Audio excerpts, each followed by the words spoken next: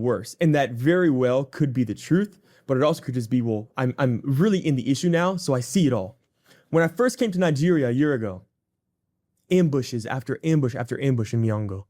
One of the chiefs texting me every day, father killed, son killed, ambushed by military checkpoint, killed. Zike gets attacked, they kill 40, 50 people, they burn all the houses. And so a year ago, this was happening. There's no difference. Nothing has changed. And in fact, the military that came from the US were sent to Bauchi. But what is actually being done? Nothing has changed at all. And specifically in the middle belt of Plateau, Kaduna, Benue, Taraba, they're slaughtering Christians. And that hasn't stopped. I mean, just a few days ago, Palm Sunday.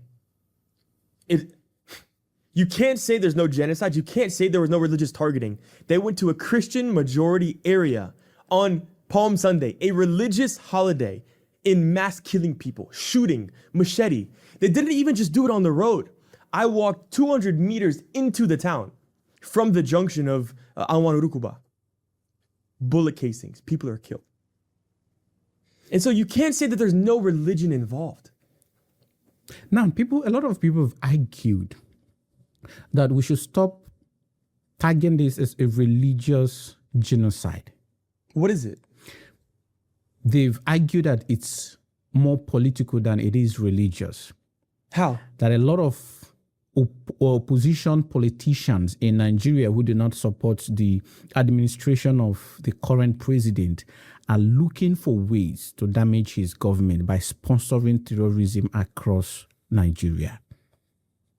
Do you think that that logic is correct? Why is everything in Nigeria political? Why do politics have such a reign on Nigerians' minds and hearts? It's idolized like nothing I've ever seen.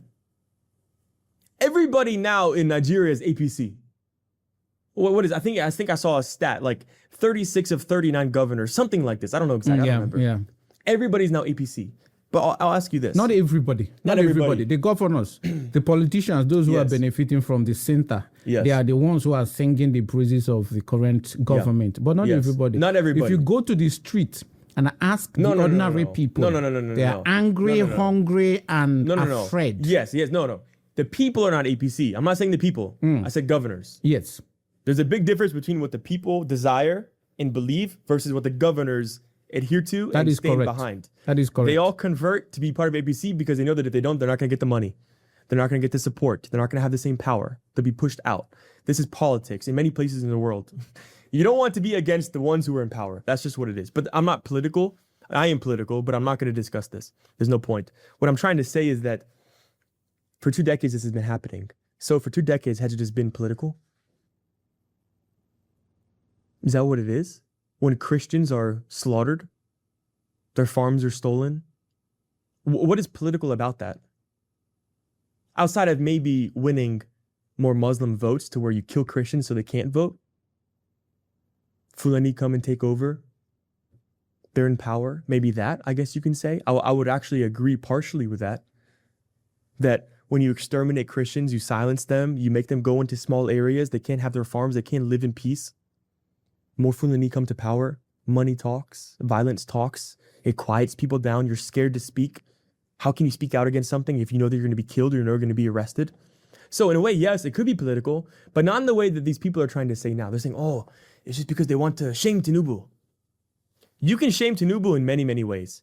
Why do they go to a Christian area on a Christian holiday and kill Christians? It's not the first time. The founder of the ministry that I work with in Jos, they send out missionaries all across Nigeria into the bush. The founder was killed in the streets as he was coming back from a funeral in Jos North, near the University of Jos, by Muslims. He was cut into pieces during another Islamic crisis in Jos. Cut into pieces. Is that political? Who is starting these crises? In Nigeria, in Jos. Has it ever been Christians randomly go and kill Muslims and attack people in Ramadan, on Eid, whatever it is? Has it ever been that Christians went and started an attack? They plan, they strategize. We're going to go murder all these Muslims on their holiday. When has this happened? Please, Gumi, if you're watching, tell me. Bashir, the terrorist sympathizer, when has this happened? Why is it that Muslims consistently are planning out attacks and strategizing against Christians? Temu. Shop like a billionaire.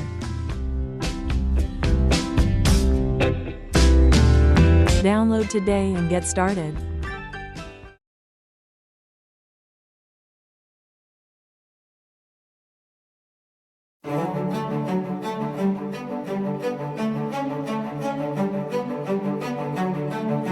The essence of what we do is in the name of our company. It is called Live and Study in Europe. We provide the widest range of immigration and education services in Eastern Europe. We have a wide range of customers from all over the world. We have people who want to come from Asian and African countries to Poland and work and continue to live there.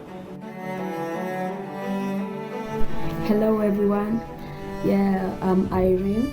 I am so excited to record this video today because I just received my visa. I am a Kenyan citizen. I received my visa with the help of Live and Study in Europe, and I am so happy. I am so happy. First, I'm giving thanks to God and all the team of Live and Study in Europe, especially the Ada, the Buriyev, for assisting me with all the required documents which were being needed during the visa process. And finally, I just received my visa, as you can just see here. Yeah, it is. So I would like to thank Mr. Ara, the CEO of Live and Study in Europe, and his team for taking me through the whole process up until now. From the ancient times, people were dreaming about moving someplace else where they think their life is going to be better. A century ago, for example, it was much easier to do that. Now it's getting more complicated every day.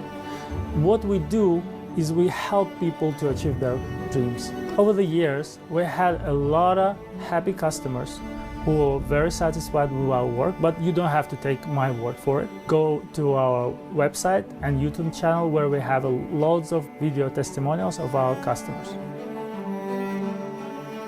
Whatever they promise the date, we meet the date at the same time. So I respect to everyone, especially RR. I'm getting the visa from them to helping me, because before that I am go to many of agencies. They are also cheating by the money everyone. So finally I got the RR and I got the visa. Thank you. We are doing the car parts. So it was all new. Matter of fact, it's my first time, but other than that, I couldn't say anything because they are all good. They are nice. Company is nice. We are benefiting well. We are taken care of. My work is not bad. I'm enjoying it because I'm working with Hyundai. They are good people. We work with Koreans, Filipinos, Ukrainians, Polish people. They are very good. So we find it very easy for us. We're recruiting for employees for local partner factories in Poland. Our job is to help you select this kind of vacancy and then provide you with the understanding and the ways to get a work visa to come and actually start working on that job. In order to do that, it's pretty simple. All you need to do is to study the page below that gives you maximum detail about our offer, the price, and the job vacancy, and the process of getting the work visa.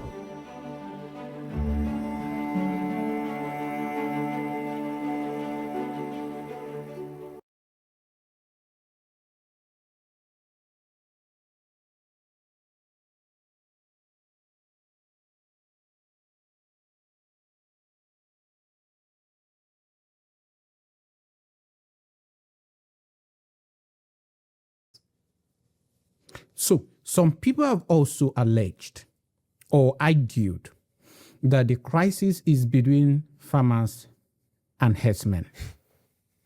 That this is a communal clash between herders and herdsmen. Just a lie. It's a pure lie. All it does, they want to cover the conflict in any way possible so that it can continue. If they frame it as it's a farmer-herder thing, well, you're always going to have herders, you're always going to have farmers in Nigeria. And so it's going to be a constant thing that happens time and time again. If you address the issue for what it really is, black and white, this is what is happening, then you can figure out how to address it. But this is just a cover. Because which clashes are happening in the farms?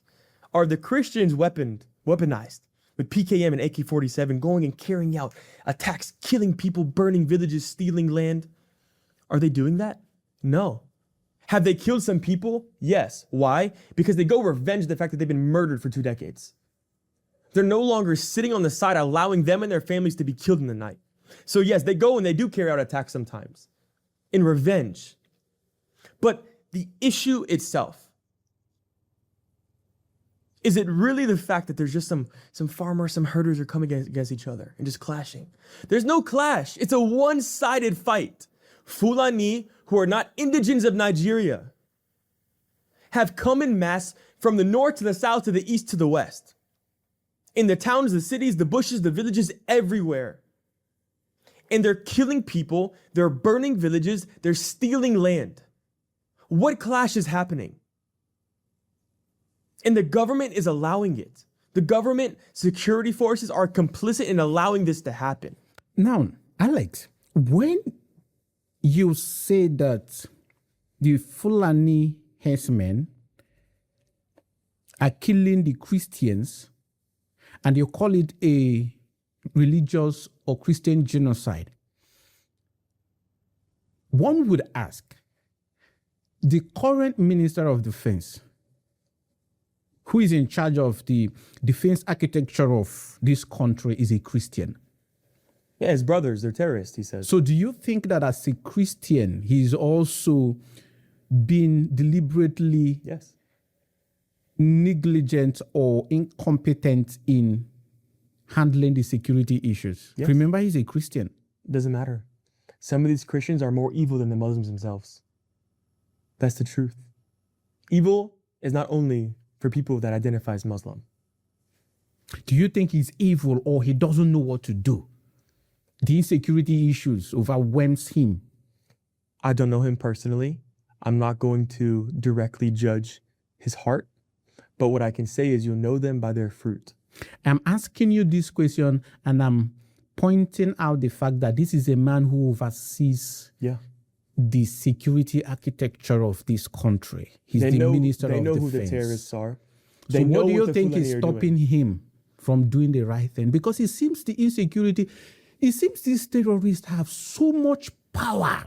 They control the country. That nobody is stopping them. They control the country. That's the answer. It's not a matter of incompetence. I don't believe the people in power are idiots. I think the people in power are smart. They're very aware. They have the power and the means to end the terrorism in Nigeria, and they're choosing not to. You know, in this attack on Palm Sunday in Jos, in Arwan Rukuba, where the attack happened at that junction, which I've been many times, there's a police station in that junction. When I went there with Ezekiel a day or two ago, there's a police tank. We saw all the police out, soldiers, everybody armed, ready to work. But when the attack happens, where were they? How many bullets did they fire? Did they stop the terrorists? Did they protect anybody? They're nowhere to be found. And so this isn't an issue of lack. It's not an issue of somebody's incompetent. It's not an issue that somebody just doesn't know. They're ignorant. They didn't know that there's terrorists in this forest. If they know that there's a safe haven of terrorists in Kayama, I was just there in Kayama. If they know there's a safe haven in the northeast,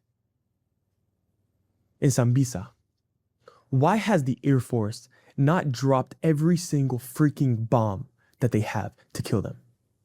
If they know where these people hide, if they know where the weapons are, if they know where they have camps, why are they not day and night doing everything in their power to annihilate the terrorists?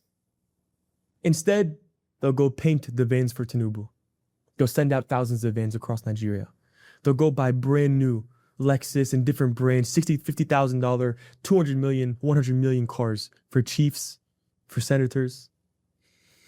Yet, the very issue that is the most important in Nigeria, they don't address. Taxes, NEPA, water, road, these things don't mean anything. If you do not have the right to live, nothing else matters.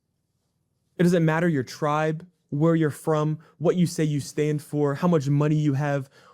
None of this matters until the people themselves have the right to live. No election matters. Now, recently I saw that the governor of Plateau State came to address in the recent attack, came to address people. I actually made a post about it. And I saw him in an armored tank with about 4 men, security operatives, still standing. It was just his head that we were looking at. So he was addressing the people from an armored tank. What do you think what message do you think that sent to those who need him as their leader? I bet you think you need